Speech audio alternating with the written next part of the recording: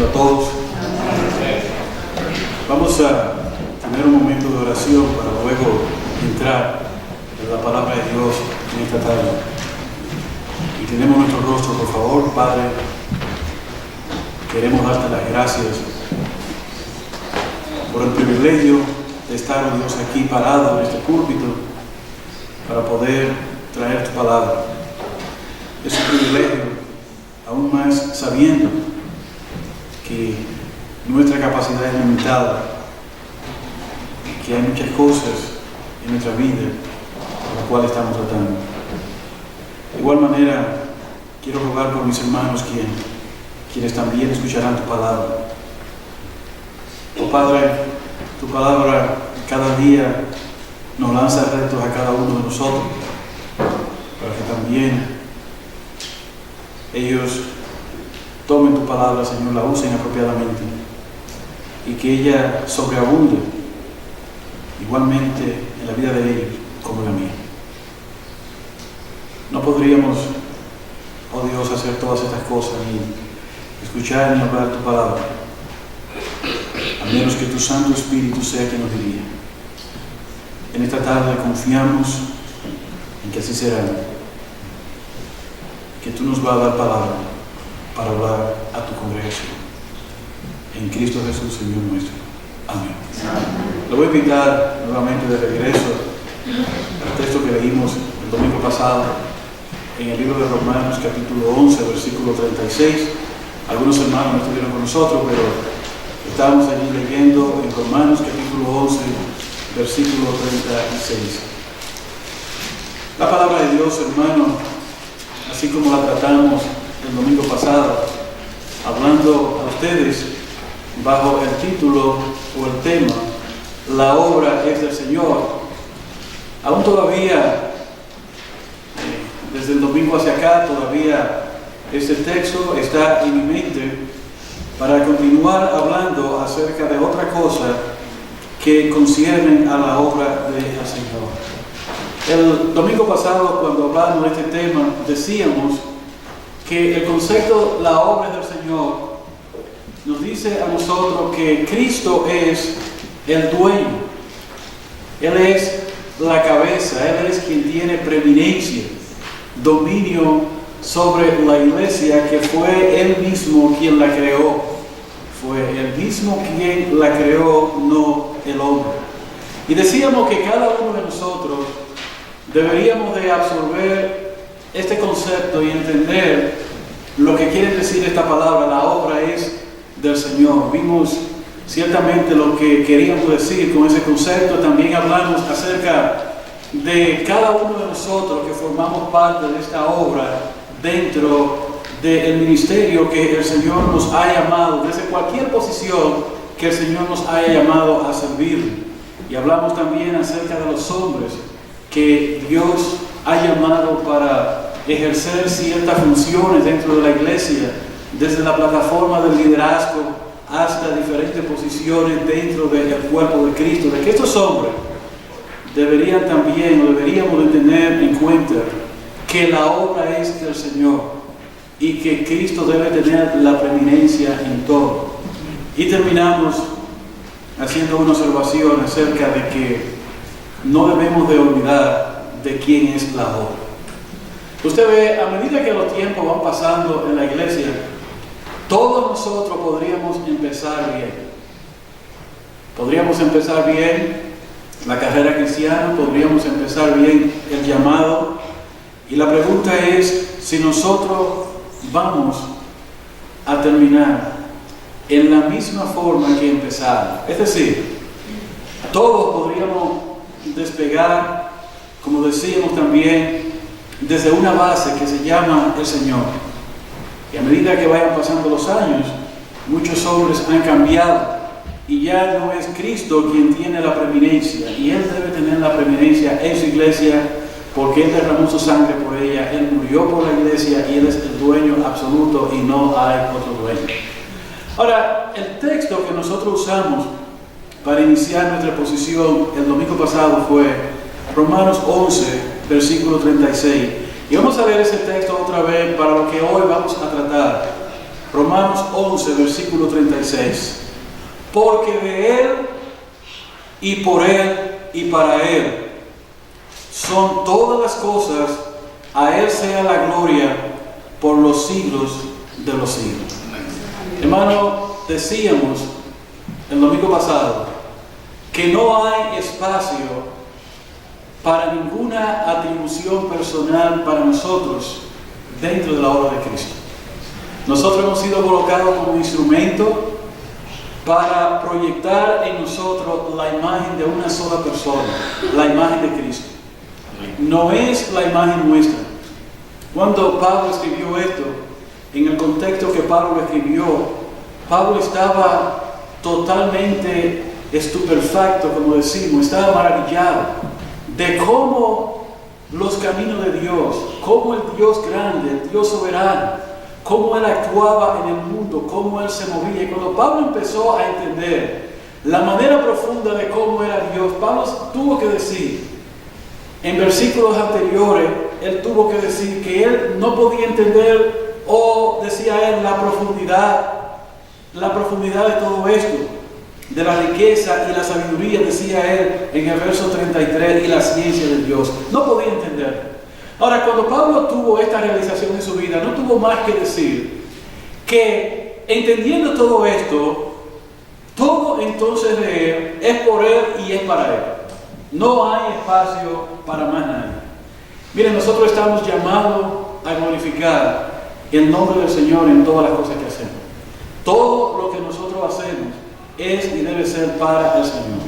Ahora, en esta tarde nosotros vamos a considerar, porque es muy bueno hablar de que Jesucristo es dueño de la obra, es muy bueno hablar de que todo es para Él, de que todo es por Él, de que tenemos un llamado. Pero lograr esas cosas o hacer que eso sea una realidad no es tan fácil. Porque nosotros mismos estamos luchando para que esto sea posible y debemos de luchar para que esto sea posible. ¿Contra qué debemos nosotros de luchar? Cuando hablamos de una lucha, obviamente estamos hablando de que hay enemigos. Hay enemigos. Y en esta tarde nosotros vamos a hablar acerca de los enemigos que están dentro de la obra del Señor. No importa el hombre, no importa la mujer que sea, no importa aquella persona que esté involucrada en cualquier ministerio, que Dios le haya asignado la tarea y lo haya puesto en aquel lugar para hacer la obra y lo haya llamado, etcétera, etcétera. Esa persona no puede creer en ningún momento de que toda esa trayectoria, toda esa transición, todo ese ministerio, todo ese trabajo, lo va a poder llevar a cabo y dar la gloria al Señor como debería de ser, sin oposición. Sin oposición. Las oposiciones van a venir. Hermanos, cuando el enemigo no somos nosotros mismos, que no es el tema, porque nosotros mismos, en nuestra propia carne, podríamos encontrar nuestra carne que no quiere, que se eleva con palabras de reconocimiento, nuestra carne que solamente quiere dar gloria personal a nosotros mismos. Además de ese enemigo que tenemos en nosotros mismos, también tenemos que enfrentar los diversos enemigos que podrían aparecer dentro de la obra del Señor. Ahora, todos nosotros estaríamos de acuerdo, y por ahí vamos a empezar en esta tarde, todos nosotros estaríamos de acuerdo de que el Espíritu Santo de Dios capacita, llama y coloca a hombres y mujeres de diferentes niveles, de diferentes extractos, los llama y los coloca dentro de la obra del Señor, para que toda la gloria sea de nuestro Señor. Y Él lo coloca y lo llama a diferentes lugares. Y es increíble cómo el Señor, que es el dueño de la obra, toma a un individuo desde aquí abajo, lo toma del medio, como decíamos el domingo pasado. Es como si Dios tuviera una estantería de donde Él sacara a los hombres para ponerlo y colocarlo en un lugar específico, y nosotros nos quedamos asombrados de lo que Dios puede hacer a través de ese instrumento sucio, mediocre, y Dios lo capacita y lo transforma, y la gente dice, wow, verdaderamente algo ha pasado aquí. Cuando la gente miraba a Pedro y miraba a estos hombres que predicaban y cómo hablaban con de nuevo la palabra. ¿Qué decían ellos? Ellos estaban sorprendidos, estaban atónitos. ¿Por qué? Porque estas eran personas sin letra ni burro. Dios puede tomar un instrumento y lo puede moldear, lo puede poner de esta manera para su gloria y para su honra, para que la misma gente cuando lo vea reconozca y entienda que es Dios que ha hecho el trabajo. Ahora, Dios llama a hombres y mujeres. El Espíritu Santo le capacita, le da dones. Y ciertamente, para poder estar involucrado en la obra del Señor y hacer el trabajo del Señor, no hay cosa mejor que haber tenido un llamado del Señor para hacerlo. Qué difícil sería cuando tal llamado no está en nuestra vida. Y la idea del llamado que cada uno de nosotros recibe y al estar involucrado en la obra del Señor, no dejamos de pensar en el mismo pensamiento que tenía el apóstol Pablo cuando él hablaba y decía, en 1 Corintios 12:12, decía que así como el cuerpo es uno y tiene muchos miembros, pero todos los miembros del cuerpo, siendo muchos, son un solo cuerpo, así también Cristo. Pablo nos da la idea a nosotros de qué es en realidad lo que sucede en la obra del Señor.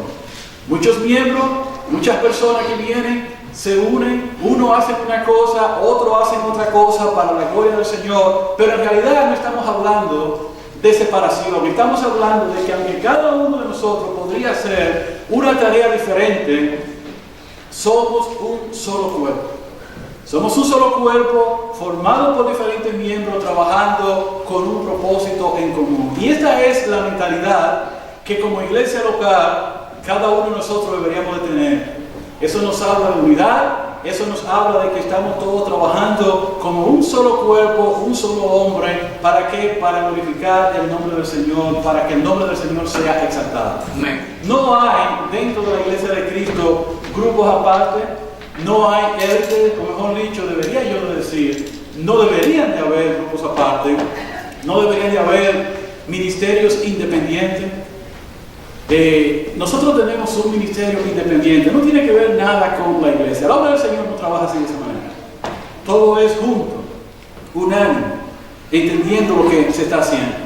Y así mismo el Espíritu Santo de Dios que llama, que el Espíritu Santo de Dios que capacita, que llama y que coloca, ha dado y ha repartido dones a los hombres y a las mujeres para que sirvan dentro de este ministerio. El apóstol Pablo, una vez más, nosotros haciendo referencia a la carta de Corintios, en el capítulo 12, Pablo dice, versículos 4 y 5, ahora bien, hay diversidad de dones, pero el Espíritu es el mismo. El versículo 5 de ese pasaje dice, y hay diversidad de ministerio, pero el Señor es el mismo. Qué bueno que el pueblo de Dios es vasto, y qué bueno que el pueblo de Dios es diverso y que hay diversidad dentro del pueblo de Dios. Qué bueno que no todos somos oídos. Qué bueno que no todos somos lengua, boca, nariz.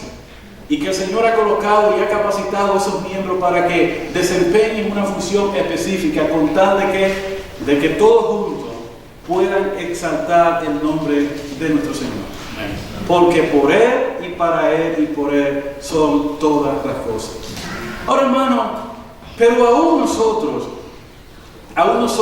estando dentro del cuerpo de Cristo, y es muy importante lo que voy a decir ahora, es probable que, aunque nosotros estemos dentro del cuerpo de Cristo, aunque entendamos todo este concepto, toda esta idea, es probable que aunque yo sepa que soy parte de este cuerpo y que tengo este llamado, y que el Espíritu Santo de Dios me ha llamado para colocarme en un lugar específico, es probable que aunque yo sepa todo esto, tal vez yo quiera y anhelo ocupar un puesto, escuche bien, un puesto, desempeñar una función para la cual Dios no me ha llamado. Entonces, mis hermanos, la pregunta que nosotros deberíamos de hacernos siempre es, Señor, ¿dónde tú quieres que yo trabaje? ¿En qué lugar dentro de tu obra es que tú me has llamado? ¿Cuál es el área? ¿Qué es lo que tú quieres que yo haga? Habla que tu siervo oye. Esto es importante lo que estoy diciendo ahora, hermano. Porque si nosotros estamos hablando en esta tarde acerca de los enemigos de la obra del Señor, y estamos diciendo que aparte de nosotros mismos, que llevamos y tenemos un cuerpo de pecado, que a veces se revela contra la cosa de Dios, y todos estamos conscientes de esto, cuando pensamos en los enemigos de la obra de Dios o dentro de la obra de Dios, ¿de qué estamos hablando? Estamos hablando de que pudiera haber o existir la posibilidad de que algunos dentro de la obra de Cristo, escuche bien, no estén contentos en el lugar que el Señor le haya llamado. Ese caso se puede dar en la obra. E inmediatamente hay un descontento en alguno de nosotros, en lo que el Señor nos ha dado para ejercer, para funcionar. Inmediatamente nosotros pudiéramos convertirnos en enemigos de la obra. ¿Por qué? Porque ciertamente nosotros estamos pretendiendo o estamos anhelando algo para lo cual tal vez no fuimos llamados. Entonces, tal vez una persona anhele, quiera hacer otra cosa para la cual no ha recibido un llamado del Señor, o quiera envolverse en áreas para las cuales o en las cuales el Señor no le ha llamado ni le ha capacitado. Y es muy probable, porque estamos hablando de los enemigos dentro de la obra del Señor, es muy probable que esa persona tenga una motivación específica en su corazón, la cual tal vez no se haya percatado, tal vez no la haya percibido todavía. Porque los enemigos dentro de la obra, y podríamos nosotros también ser enemigos de la obra del Señor, uno no se da cuenta. Yo, como un enemigo de la obra del Señor, no pudiera darme cuenta que estoy fungiendo como un enemigo de la obra. Y vamos a definir más adelante lo que es un enemigo para que todos ustedes tengan una idea. Ahora, ¿cuál es la motivación? Es muy probable que me convierta en un enemigo dentro de la obra sin saberlo. Y es muy probable que yo haga una oposición directa o indirecta, o que tal vez yo me encuentre sumándome a otros que pudieran estar haciendo una oposición para que la obra del Señor no se haga. No importa cuál sea la circunstancia. Si yo me opongo directa, si me opongo indirectamente, o si me sumo a la causa de otro, como quiera soy considerado un enemigo de la obra del Señor. Directa, indirectamente, o si me sumo a la causa de otro. También hay algo más que no mencioné. Yo podría adoptar una actitud neutral. Y en cierta manera soy un enemigo, pero soy neutral. De manera que eso es muy importante. Ahora, ninguno de nosotros somos inmunes a este mal que podría infiltrarse dentro de la obra del Señor. Satanás podría, hermano, cegar. Escuche bien. Satanás podría cegar aún aquellos hermanos en la fe más consagrados,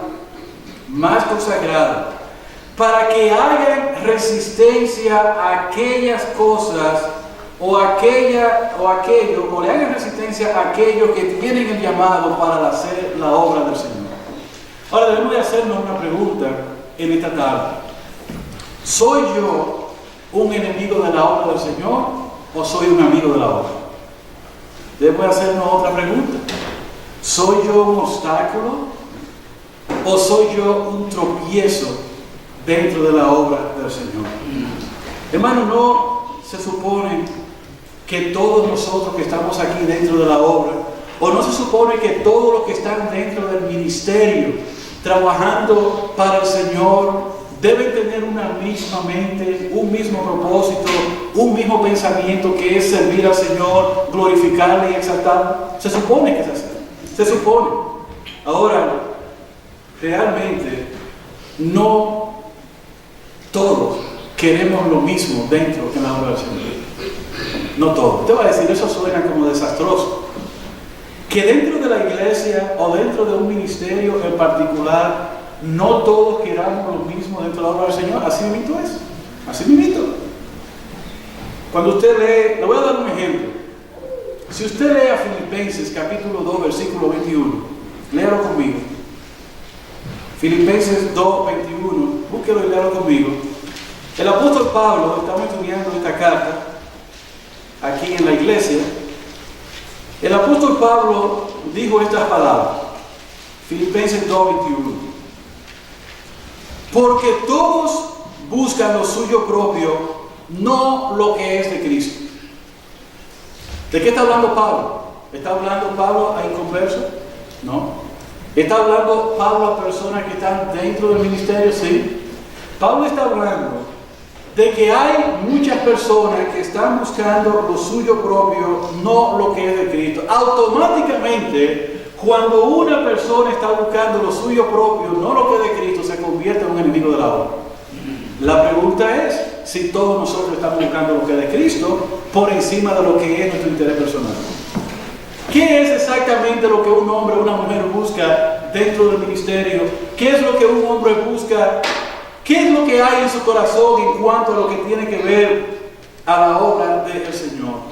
Hermanos, el Señor nos libre a nosotros como iglesia de tal circunstancia, de tal pensamiento. Ahora, yo quiero que nosotros definamos en esta tarde lo que es un enemigo. Porque el tema es los enemigos dentro de la obra del Señor. Y es muy probable que en la mente de ustedes nunca pensarían que dentro de la obra del Señor hay enemigos. Y sí lo hay. Y podemos probarlo con las Escrituras. ¿Qué es un enemigo?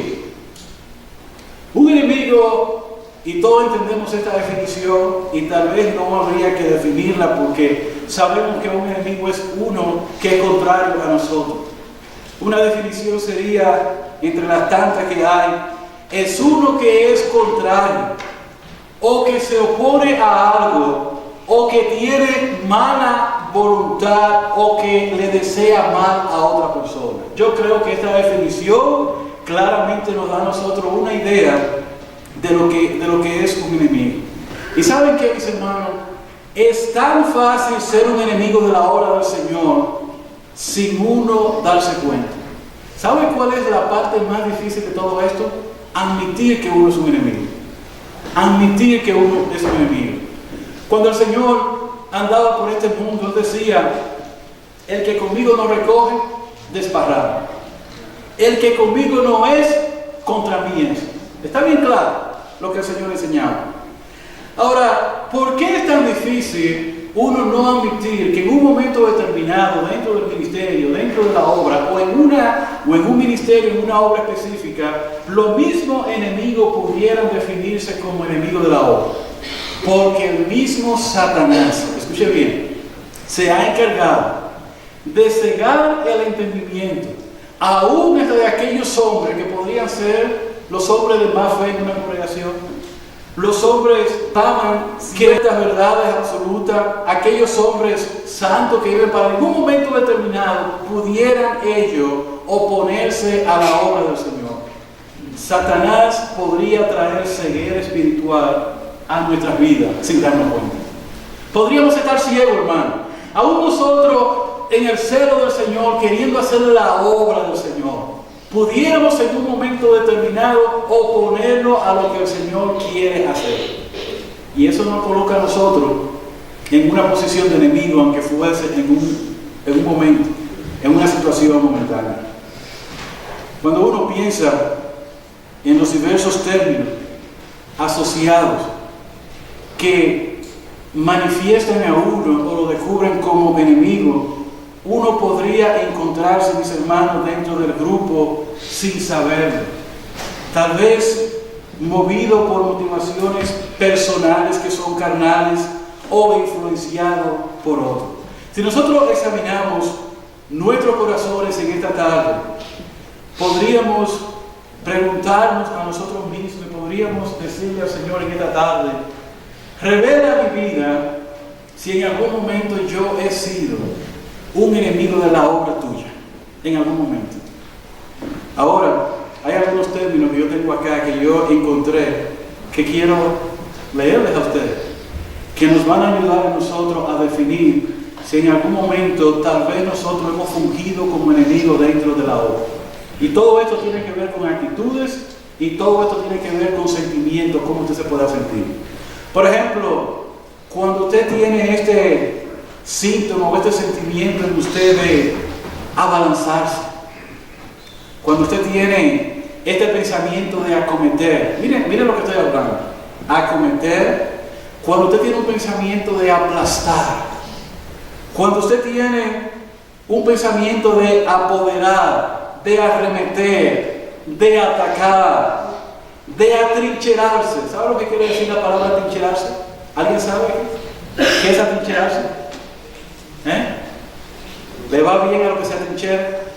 Aquí hay muchos que se han atrincherado en contra del gobierno de los Estados Unidos y lo sacan de ahí con bombas lacrimógenas y terminan. ¿Se acuerdan de David Koresh? Él se atrincheró en un lugar.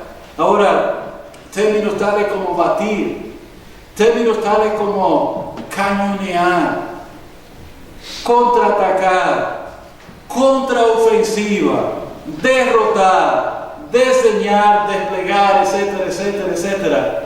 No sé si todos entendieron, pero lo que quiero decir, hermanos, cuando uno analiza su vida y uno se pregunta, Señor, dentro de la obra, ¿ha habido en mi vida algún momento determinado en los cuales yo he tenido sentimientos tales como este? Contra los líderes de la iglesia, contra el ministerio que se está llevando a cabo, contra la obra del Señor que se está desarrollando. ¿Ha habido en mí ese sentimiento? En ese momento, usted pudiera ser considerado como un enemigo de la obra del Señor. Ahora, la pregunta en la mente de algunos de ustedes es, yo no creo que en la obra del Señor haya enemigos. No creo eso, ¿no? ¿Cómo va a ser? Y la pregunta podría ser, ¿hay enemigos realmente dentro de la obra del Señor? Y yo le diría, sí, hay enemigos. Otra pregunta que puede estar en la mente es, si hay enemigos dentro de la obra del Señor, ¿dónde están esos enemigos? ¿Sabe dónde están? ¿Quiere que se lo señale dónde están? Sentados en los bancos de esta iglesia. Solamente falta que el evento suceda para que esos enemigos se manifiesten. ¿Quiénes son esos enemigos? Usted y yo.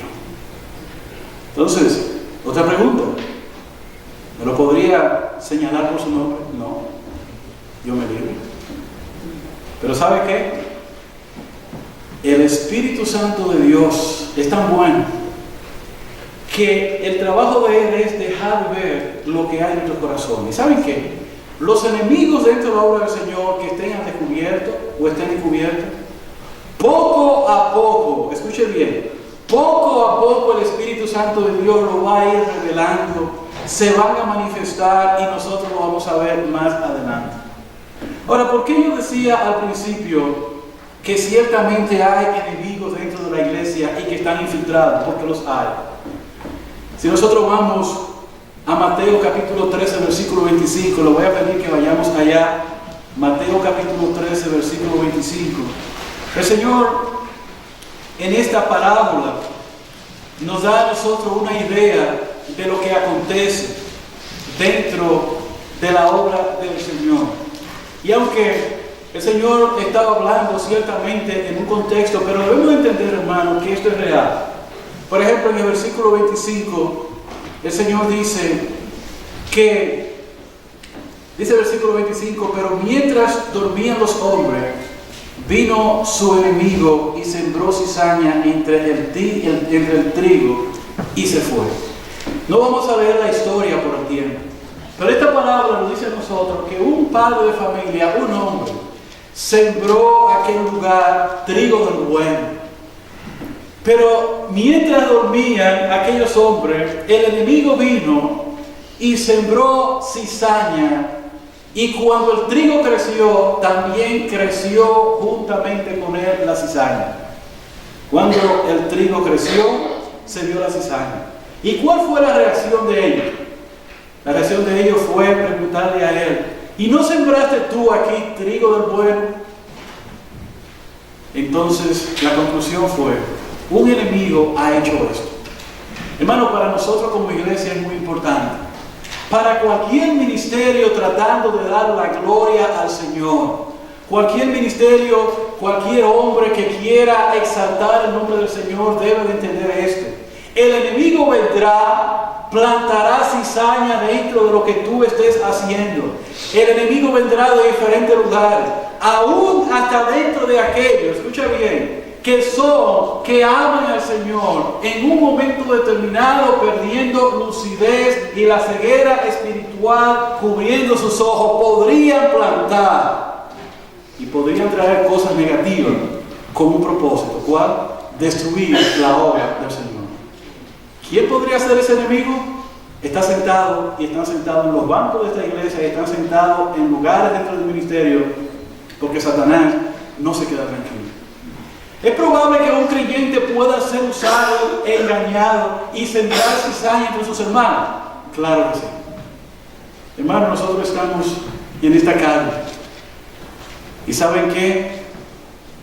Esta carne pecaminosa, en muchas ocasiones movida por motivaciones que nosotros mismos ni siquiera nos conocemos, tal vez por celo, por envidia, por lo que fuera, seríamos aquello que Satanás cegaría y usaría para traer destrucción a la obra del Señor. Debemos como iglesia estar conscientes en este sentido.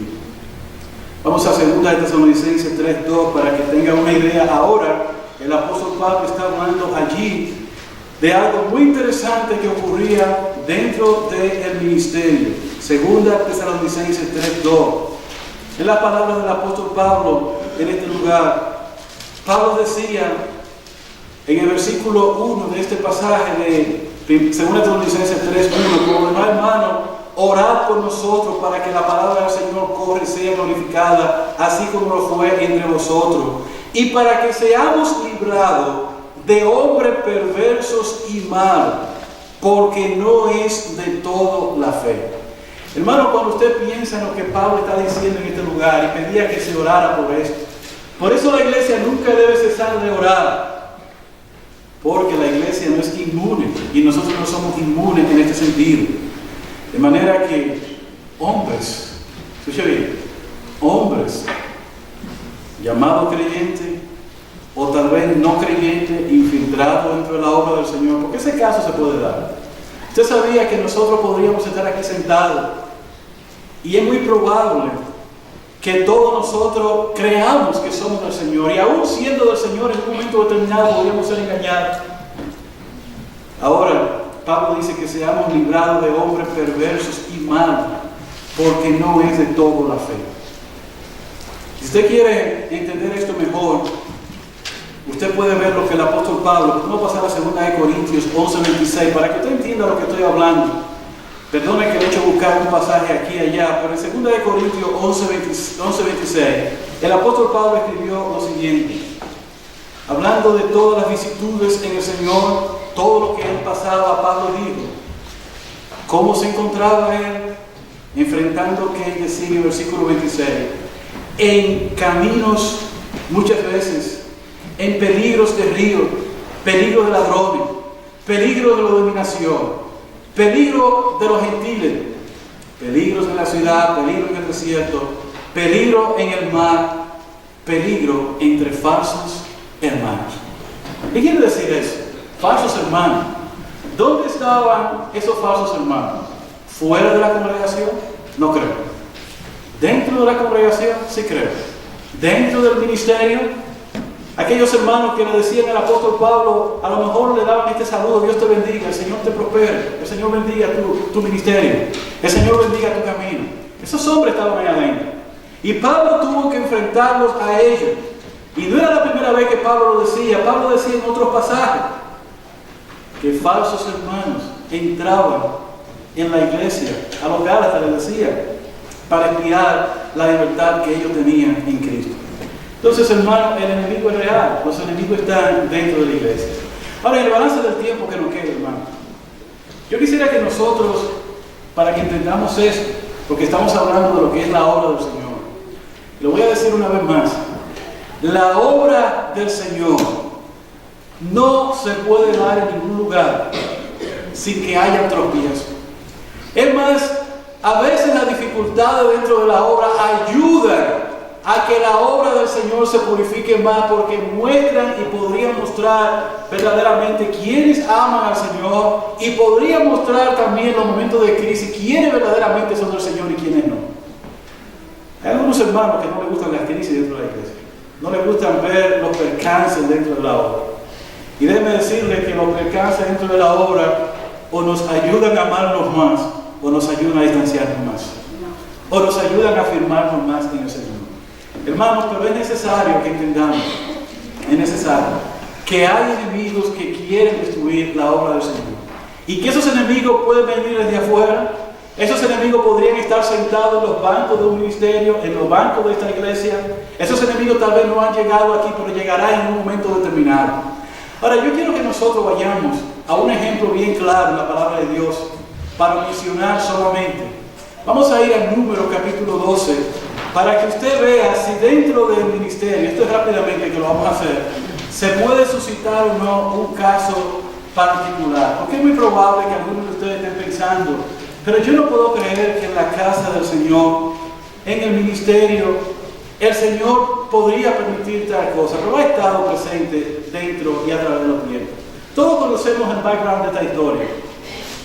Número capítulo 12 nos habla a nosotros acerca de tres personajes: Moisés, María y Aarón. Y es bueno que nosotros entendamos que Moisés fue el hombre que Dios llamó para sacar a este pueblo de Egipto. Moisés fue el líder que Dios colocó allí para sacarlo, y le dio a su hermano Aarón para que le sirviera de boca para que hablara. Y su hermana María estaba en aquel lugar.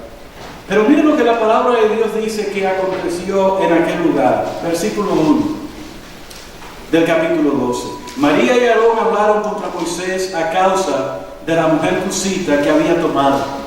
¿Por qué la había tomado mujer cusita? Y dijeron: ¿solamente por Moisés ha hablado Jehová? ¿No ha hablado también por nosotros? Y lo oyó Jehová.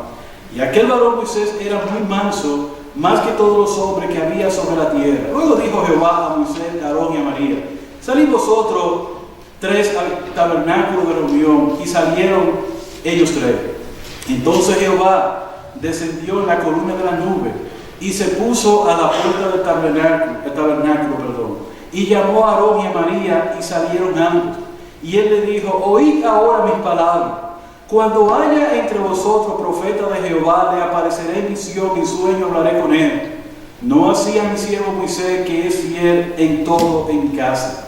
Cara a cara hablaré con él, y claramente, y no por figura, y verá la apariencia de Jehová.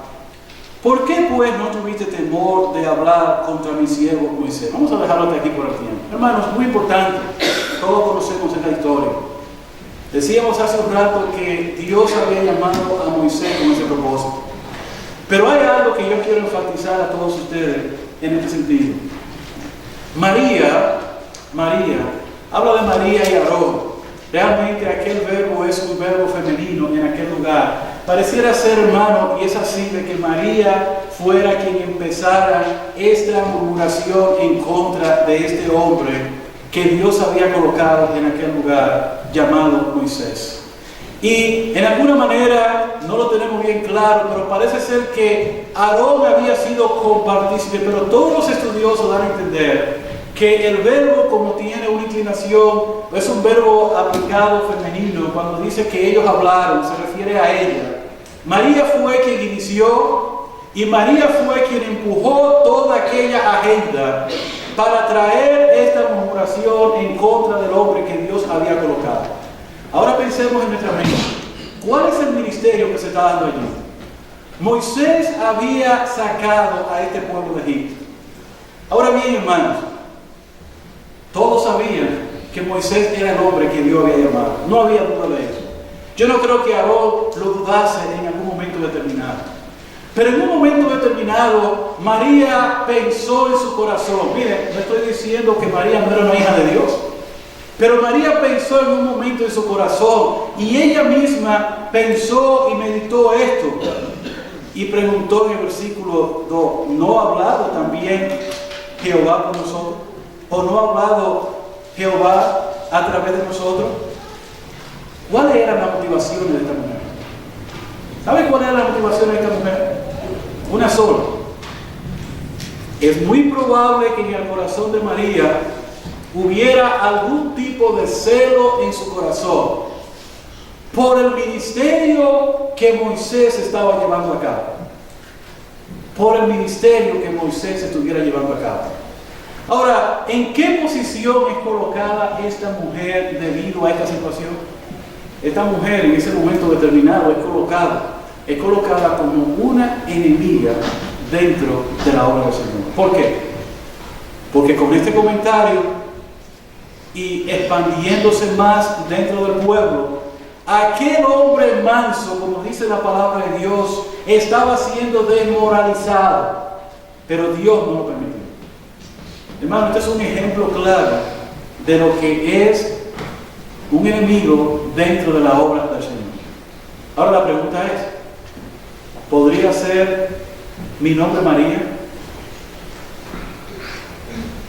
Mi nombre podría ser María, en el sentido de estar colocada como María, como una enemiga. María, la enemiga de la obra. María tal vez no lo entendió, tal vez no le pasó por la mente, pero ahí llegó. Ahora yo quiero traerlos a ustedes rápidamente, solamente en pensamiento, a otra historia que se encuentra en el capítulo 16. No tenemos el tiempo, pero solamente la voy a mencionar. Ustedes la pueden leer. Es la historia del versículo 1 al 40 que habla acerca de Coré. Y la palabra de Dios, si usted lee esa historia, dice que había un hombre llamado Coré, que dicho sea de paso, este hombre era primo de Moisés. Y este hombre habló con 3 hombres más, uno llamado Datán, otro llamado Abiram y otro llamado On. Y estos hombres hablaron a su vez con 250 hombres más dentro de la congregación. Y todos ellos a una vinieron delante de Moisés y Aarón y le dijeron claramente: ¿creen ustedes que ustedes son los únicos a través de los cuales Dios habla, que son los únicos santos, los únicos que pueden hablar de parte de Dios al pueblo? Dios también habla a través de nosotros. ¿Cuál fue la motivación de estos hombres? Había un celo dentro. Y la obra del Señor pareciera ser que estaba siendo tambaleada en aquel lugar. ¿Por qué? Porque estos hombres tenían esta motivación. Ahora yo quiero decir, hermano, que Dios como respuesta, no tenemos el tiempo para leer la historia, pero usted la puede leer, número 16, del 1 al 40. Dios como respuesta agarró a estos hombres y los fulminó. Y la tierra se abrió y lo tragó. Y murieron aquellos 250 hombres, más estos 4 hombres. Pero ¿saben qué pasó el próximo día? Vino un grupo de 14.700 personas y le dijeron: Moisés, qué malo es. Estos hombres lo mataron. Ellos no vieron lo que pasó. ¿Y qué hizo el Señor? Fulminó a los 14.700 también. Hermanos, murieron más de 15.000 personas en aquel lugar. ¿Saben lo que yo quiero decir? Voy a concluir con esto. La obra del Señor, no importa que los hombres que estén al frente de la obra, no importa que aquellos que estén haciendo el trabajo del Señor, recuérdense, la recompensa la va a dar el Señor. El enemigo va a venir, se levantarán dentro de la iglesia, se levantarán de afuera, otros dirán cualquier cosa, pero hay un Dios en el cielo que va a pelear por la misma obra. Hay un Señor que va a pelear por la obra que Él derramó su sangre en la cruz del Calvario. Ahora nosotros, hermanos, como instrumento, ¿qué podemos hacer? Solamente ser fieles en este sentido. Hermano, yo quiero traer esto a ustedes, quería traerlo, y con esta parte voy a concluir, para que todos nosotros entendamos que así como empezamos hablando de la obra del Señor el domingo pasado, y ahora estamos hablando de los enemigos de la obra, los enemigos de la obra del Señor están dentro de nosotros. Y debemos decir al Señor: ayúdame a mí a nunca ser un enemigo de tu obra. A identificar cuando venga en mí un impulso que sea de atrincherarme, porque podría haber un impulso de contraataque, un impulso así raro. Porque ¿saben qué?